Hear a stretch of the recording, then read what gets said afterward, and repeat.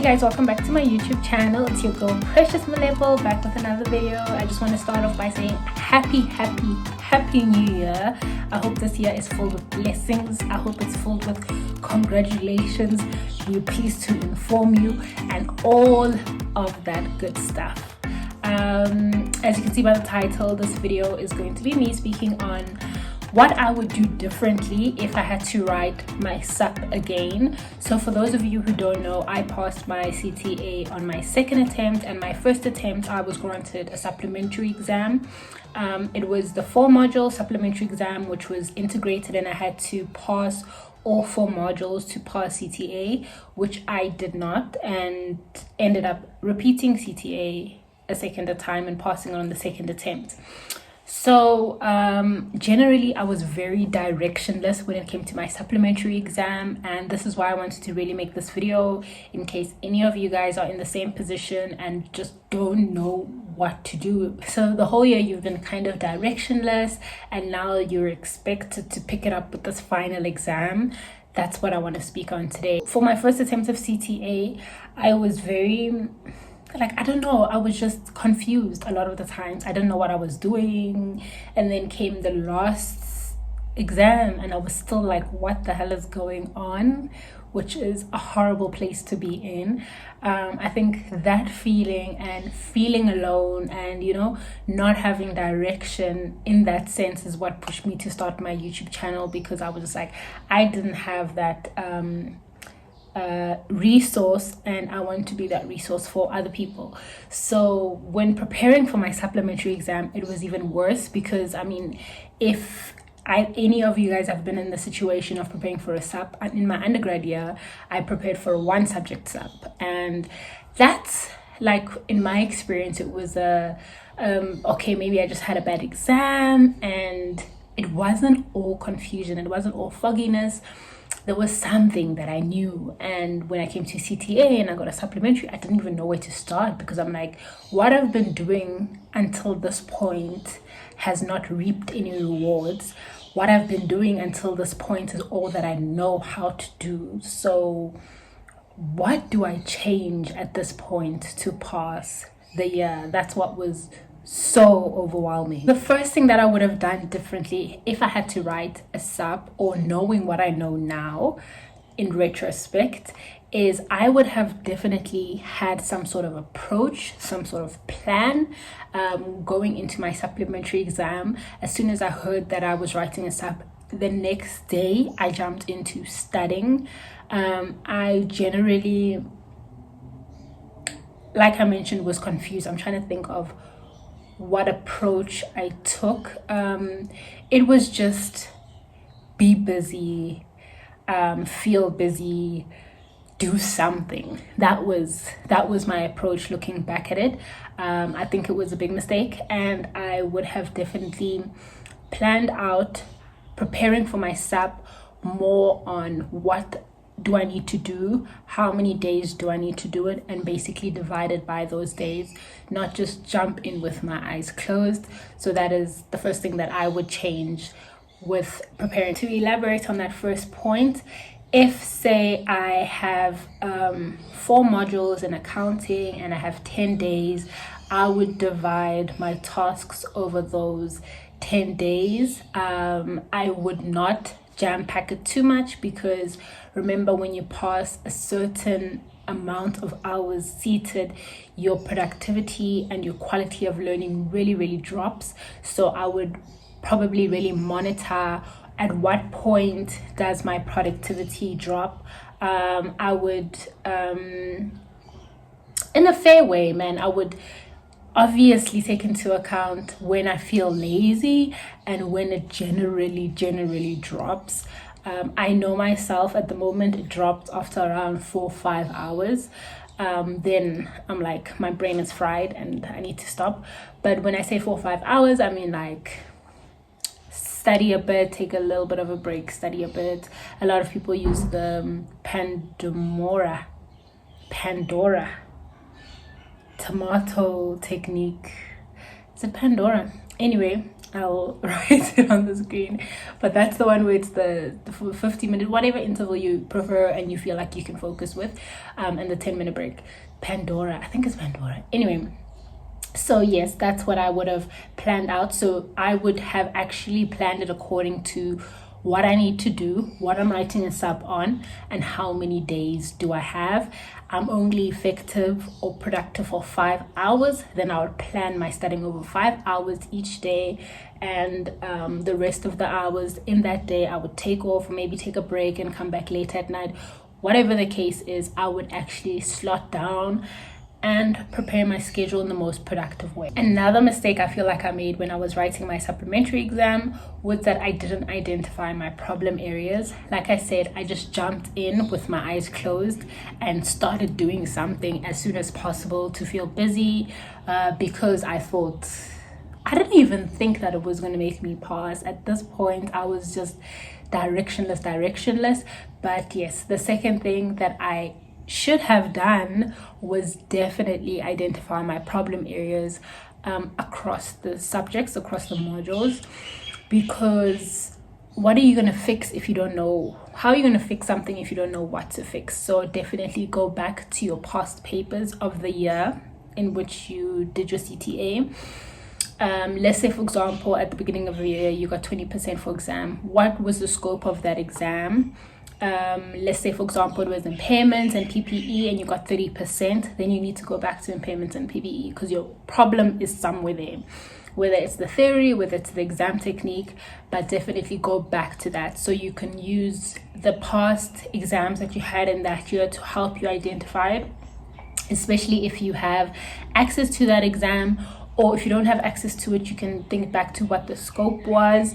You can retake that exam and mark it with the memo, just to find your problem areas. Or you can just do an exam across the scope of your topics and see, okay, where's your understanding on this specific topic? If it's really low, then you know, okay, my focus is there. Another thing you can really do is just focus on what makes you feel uncomfortable. If you are studying a topic, or if you in an exam and you're doing this specific topic, or just think back to when I'm studying this, or like write a list out of your topics and look at which one makes you feel uncomfortable. If somebody had to throw a question to you, would this give you heart palpitations, or would you be able to do it with your eyes closed? The ones that give you heart palpitations are the ones you need to focus on. The third thing that I feel like I made a mistake with in my supplementary exam that I would probably do different if I had to write a sub again is do more practice questions. I was caught up on going through theory again, and looking back, that going through theory was pretty directionless, like reading the theory and writing notes on the theory and writing mind maps. I remember drawing up mind maps. So very, very, very little active learning. Refreshing my memory almost is what I was doing. But if it was refreshing my memory over something that I struggled with, or it was refreshing my memory over principles that I struggled with, it would be more effective in my opinion. Also, active learning, maybe if I identified the principles that I had a problem with and was saying them out loud on a daily, like, okay, these are the top 5 things I just don't seem to remember, and then putting them up on my wall every single morning. Set an alarm, 9 o'clock in the morning, active recall, listen by back implications. Then you'll go to your mirror, listen by back, yada yada yada yada yada yada yada yada, and you do that every single morning, or whether it's 5 days leading up to your exam. What I did in my second attempt was the things that needed me to remember. Listen buyback was actually included. Also, change in ownership journals for accounting. I did those over the long term. So let's say 4 weeks before my exam, I would regularly say them in front of the mirror. I set an alarm. But then also 4 days before my exam, I would set an alarm more regularly and say them, active recall, so that come exam day, they're fresh. So those kind of things are examples of active learning, not just writing mind maps. Something else that I really struggled with on that topic of I wish I had done more practice questions was deciding what practice questions to do between the practice questions that I had in the year, like the exams that I actually had written during the year, practice questions of just random past papers, or questions that were more specific to my module. This differs between all 4 modules, what I would have done. Let's break it down. For tax, I would have done questions on SA tax, right? But I would only have done them for the topics that require some sort of practicing. So trusts, what else? Estate, is it called estate duty or estates? It's estates. Those ones, man, corporate reorganizations, those ones that actually require some sort of calculation, VAT. That's what I would have done more questions on for tax. For accounting, I would have actually done the module examples and the class examples before jumping into big question papers. This is because big question papers really take your energy. They take so long. It can take you 3 hours, 4 hours to do one question paper. And remember, the learning process happens more when you're marking and learning from your mistakes, especially preparing for a supp, unless you're practicing exam technique and time pressure. So I would definitely looking back, I would have done class examples, basic examples for accounting to prepare for my supp within each module. Auditing, I would have done the module examples and the examples given by lecturers.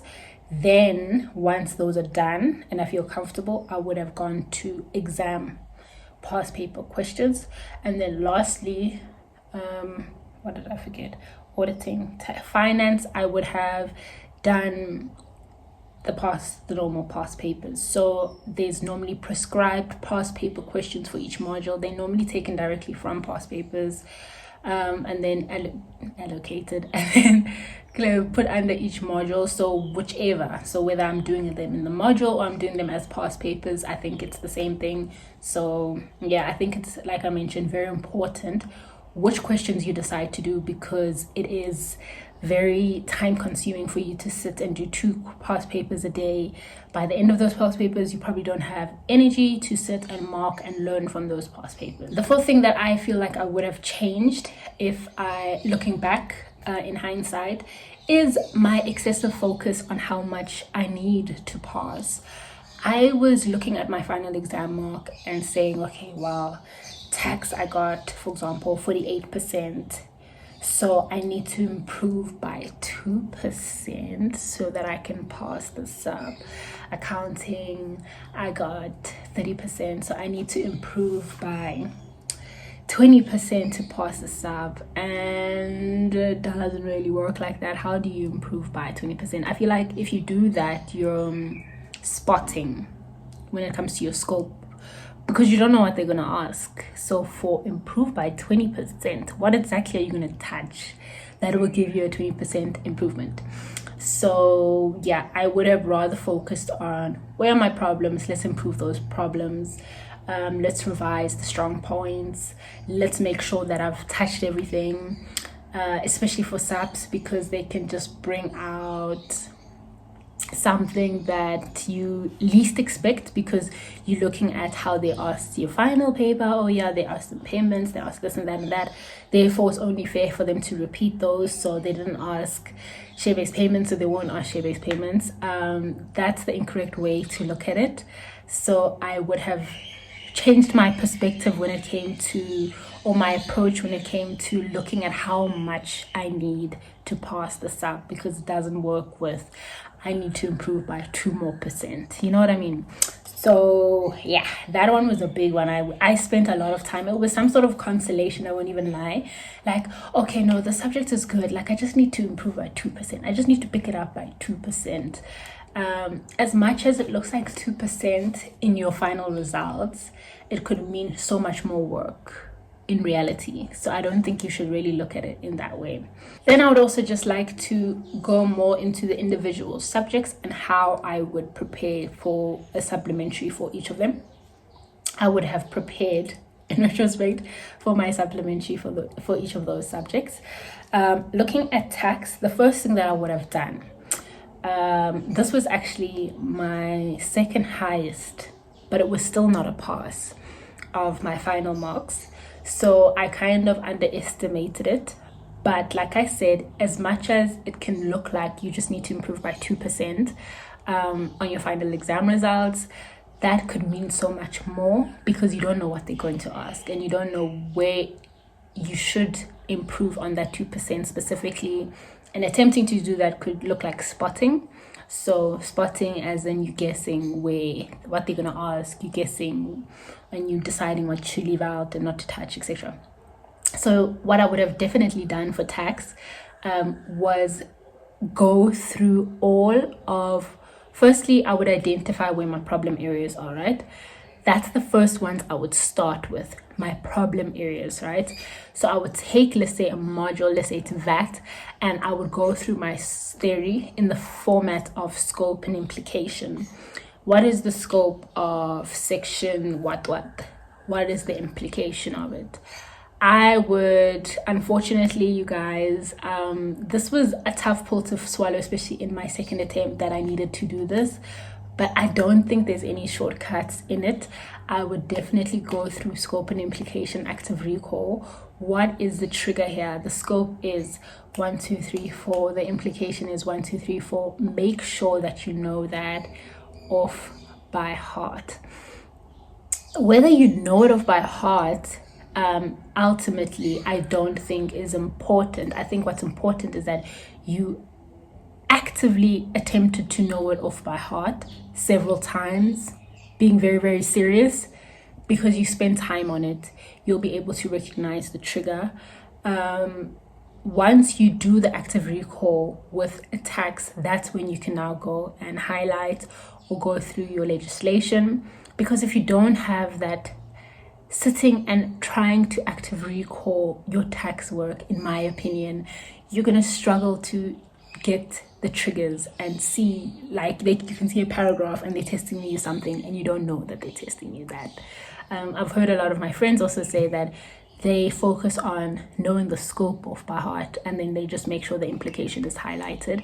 That's another approach, but it's very, very important to know your scope of by heart, else you won't know when they're testing it. To elaborate on the tax part and make it more practical, I would have, so I have 10 modules to do in tax.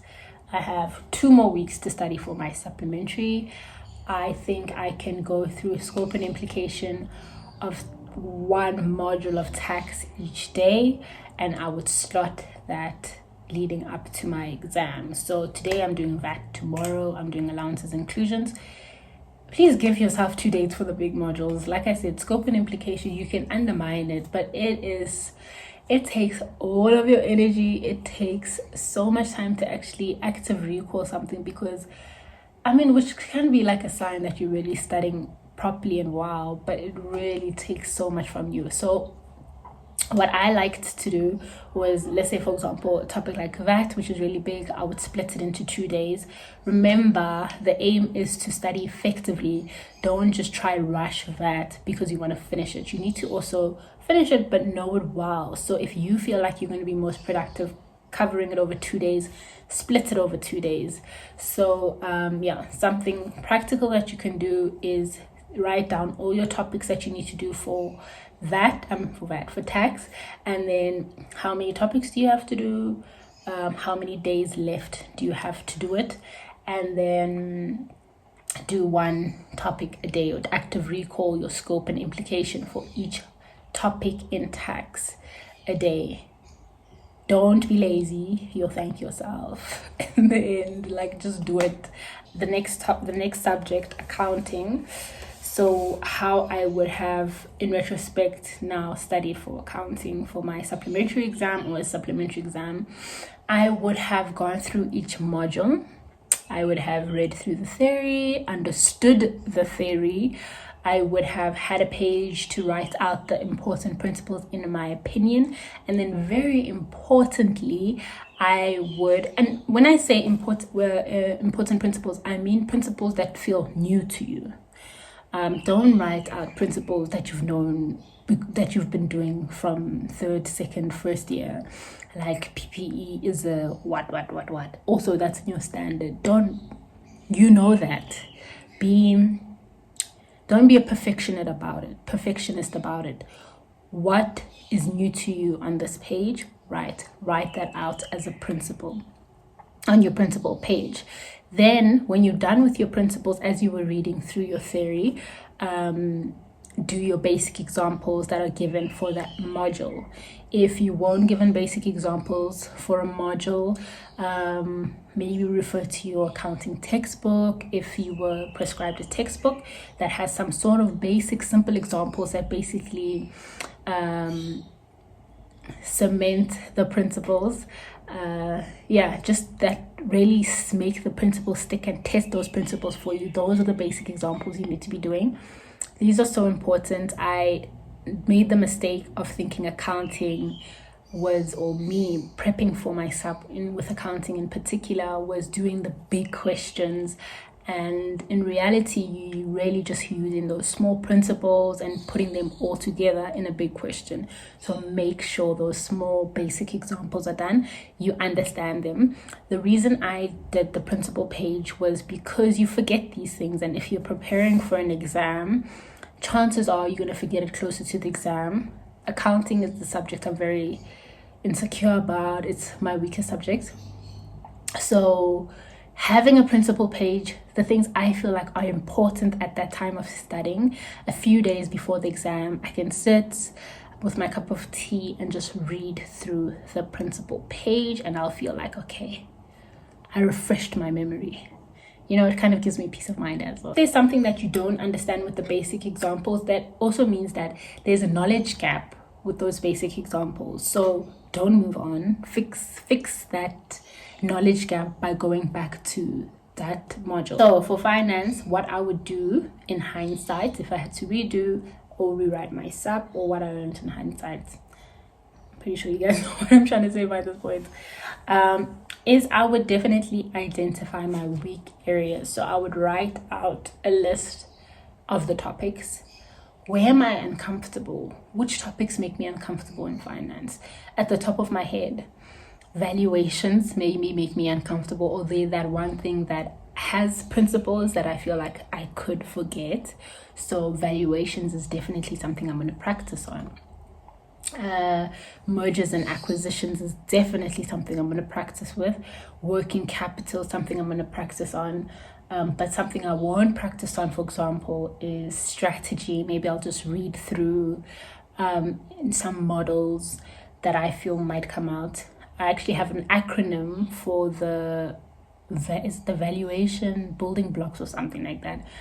Then if you have an acronym, go through the acronym to revise on it. If you're comfortable with it, just read through the principles or read through your notes that you have from there and move on. But if you're comfortable, if you know that you've been tested on it, I also like to think that you need proof that you're comfortable with it. You need proof by looking back at your past papers or your past exams. Okay, in Feb, they tested us on strategy. I got 8 out of 10 for strategy. I'm good, I'm comfortable. Read through any models that you want to just refresh, and that's it. The rest that you're uncomfortable with, the working capital, the valuations, the cost of capital, that's something that maybe do 2 questions each on. If you are struggling, now what I also like to do is while I'm doing the questions, I'll have either my laptop open where I have a question page and type out my questions as I go. So I'll have finance questions for consult, and as I'm doing these questions, cost of capital, I come across an issue, I write out the question for my consult. Then I go to my next question, I have an issue, I write out the question with the consult, as small as it is, because if you really ignore issues that you come across, it becomes a habit, you'll keep doing it and you'll not consult as much as you should be. I spoke about this in my previous videos, but once you get your consult reply, I'm pretty sure you guys, if you're writing us up, consults are still open or emails are still open, or there will be a point where they open up again, whatever the case is. If once you get your consult, don't just look at it all willy-nilly at the end of the day where you're tired, you don't really care, you don't even remember the question you were asking because it was so long ago. Really do it the first thing the next day, or whenever you feel like you'll be most productive and you'll really learn from the consult, because you had an issue when you were doing that question, don't undermine it now. So yeah, what I liked to do, especially if I was tired, is I would look at it the next day as an individual task. So let's say first thing on my to-do list was go through consult answers, sit down, go through my consultation answers, understand what they're saying.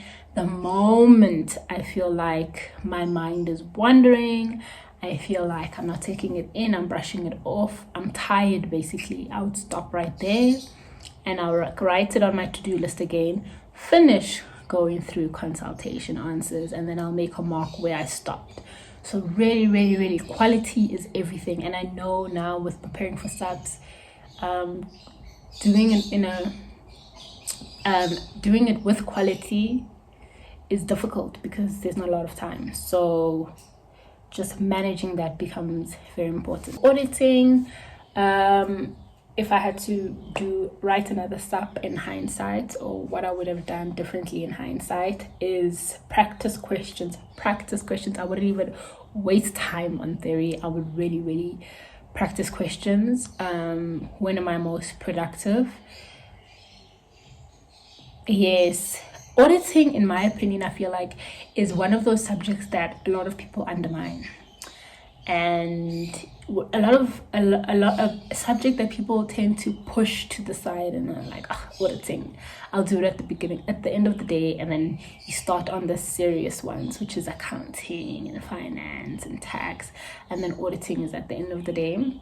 What I did this year is last year, was push auditing to the first thing that I do when I am fresh, because of the neglect that it gets.